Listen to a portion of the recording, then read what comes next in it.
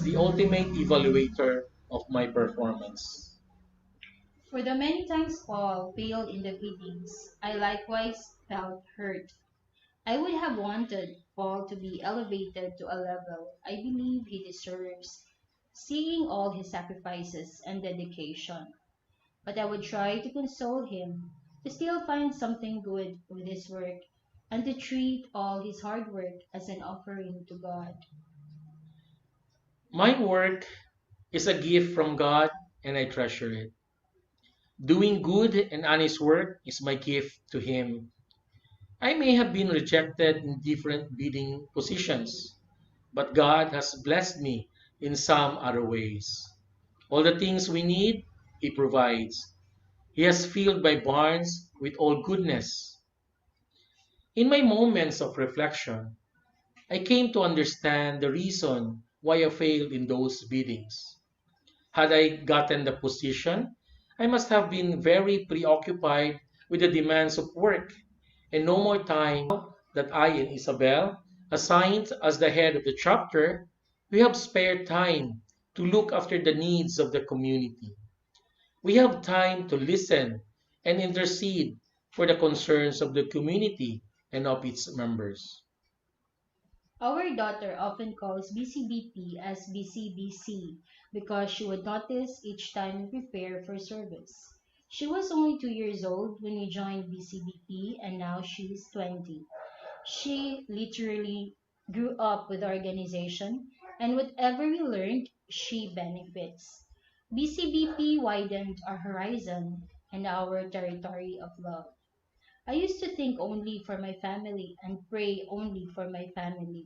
But now I have come to welcome into my heart sincere prayers for the concern of others, especially prayers for healing and protection. Before, when I say God bless, those were just words, a mere lip service. But now, when I say God bless, I mean it from the bottom of my heart, and I thank the Lord for this gift of being genuine and compassionate. When before, I used to consider Paul's relatives a burden, not anymore. Instead of complaining, I would voluntarily set aside financial help for them. I would reach out to them and invite them for a simple meal from time to time. I realized that true happiness and joy does not come from worldly pleasures, but for every compassion and sacrifice that you do for others. We no longer engage in lavish expenditures and material wants. Now, I find helping a joy, not a burden anymore, and people coming to us seeking for help as God's representation. This led me to reflect on the readings in the Gospel of Luke, and I quote, wherein the rich man who used to dress up in expensive clothes and lives in great luxury every day feigns to share his blessings to Lazarus, the poor man covered with sores and who only ate bits of food that fell from the rich man's table. The rich man died and suffered in hell, while Lazarus was at the side of Abraham. Indeed, eternal happiness comes when you start to empty yourself of worldly possessions and when you give love to the least of your brothers. Our family gets to live in simplicity. God has given us the grace to become truly happy and contented in the comforts of home and the BCBP community. No amount of luxury can equal or surpass the joy within. God never allowed us to think and feel that we are deprived of anything. In fact, we always think and feel that we have more than enough. This feeling of abundance overflows naturally and tends to radiate to others. In retrospect to the almost fatal allergic attack I experienced in November of 2012, I now clearly understand that God gave me another chance. Perhaps if I died that night, my soul would go straight to hell. Why?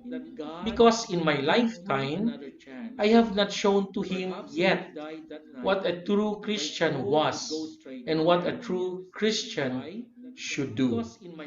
I was fortunate to be given the second chance, and because God perhaps saw in me few acts that may warrant heaven, but not enough to inherit heaven.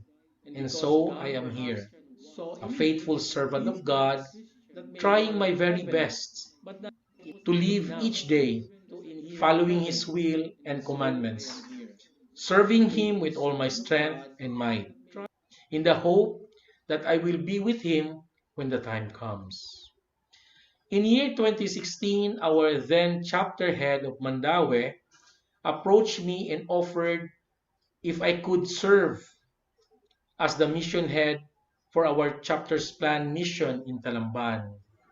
Out of high respect and submission, I said yes. My appointment as the mission head for Talamban mission completed the puzzle.